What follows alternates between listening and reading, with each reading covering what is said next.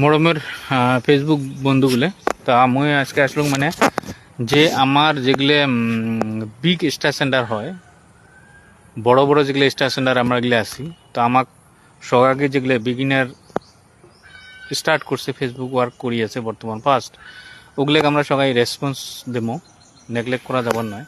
তার মানে যেহেতু আমরা উঠি আসা তো গতিকে বিগিনার মানে বিগ এক্সট্রা সেন্টারগুলো আমি এটাই কম সবাই বিগিনার ফেসবুক ওয়ার্কারগুলোকে রেসপন্স দিবেন, নেগলেক্ট করেন না।